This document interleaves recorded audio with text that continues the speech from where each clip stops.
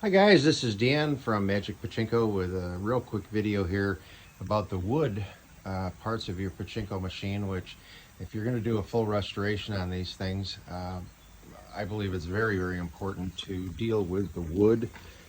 This is the outer frame. You can see where this one was really hard to get off, so bear with me here. Oh, sorry. There we go. Okay, so this is the backboard.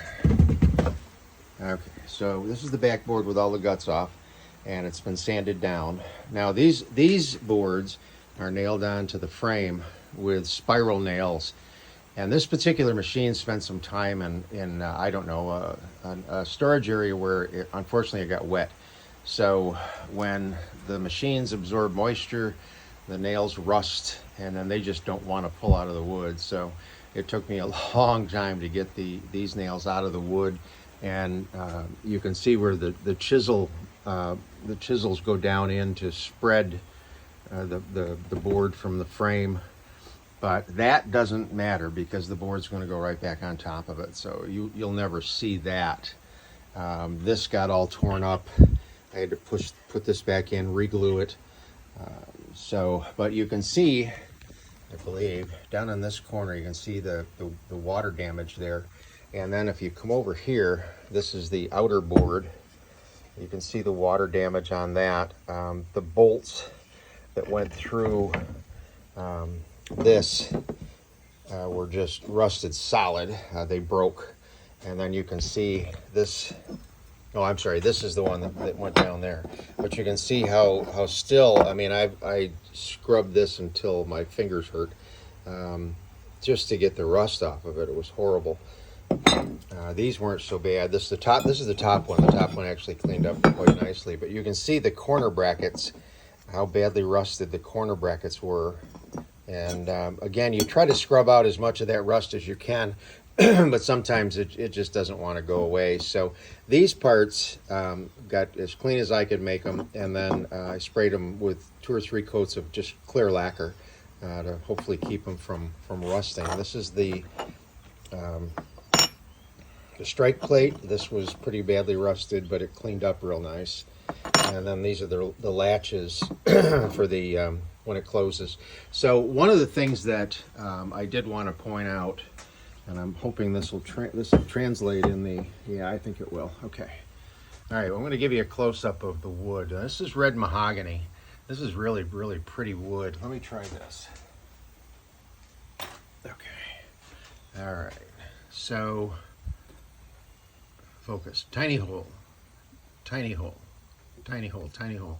All these little tiny holes that are in this wood, those were not made by nails or screws or anything like that. Those were actually made, and I want to make sure I get this right because I wrote it down, powder post beetle. Powder post beetle. So in Japan, where the red mahogany grows, the beetles, the beetle larvae, I'm sure, burrow through the wood and make all these holes. And sometimes you'll see the actual burrow, depending on how they cut the board. But it adds a little character to the wood if you know what it is. And if this were a good-sized hunk of board for furniture, then this board would be worth 10 times what it would be worth if it didn't have the little beetle trails in it. So again, what I'm getting ready to do now is polyurethane. I run these boards, I have this joiner that doubles as a planer for me. The boards are not as wide as the joiner, so I'm able to use it as a planer also.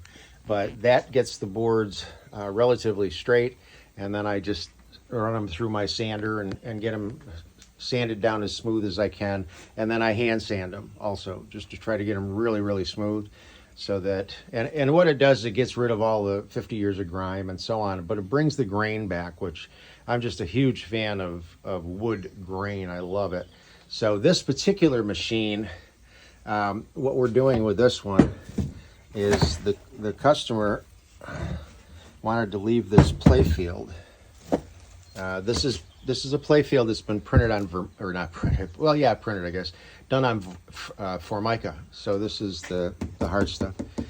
So that doesn't scrape off. So if this was not in good shape and you were going to put a new playfield on it, then you would put a new playfield right over the top of the old one, not try to get rid of the original one. That in itself presents a lot of problems, but we can go into that another day. And then what I did is I just used the Dremel tool on the heads of the nails. So these never got pulled. So the shafts are still tarnished, but the heads are all nice and shiny. And as I rebuild and get ready and do some testing, I'll tweak all the nails and try to get them back where I think they should be.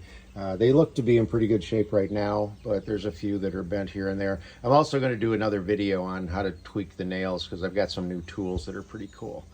So this will get on the back side, this will get 2 coats of poly. So you do a coat of polyurethane, let it dry real well, sand it lightly, and then the same for all of this wood. And then it'll all get, obviously, all put back together again. And I think it really makes for a complete restoration, if you will. So good luck with it. Hope you enjoyed the video.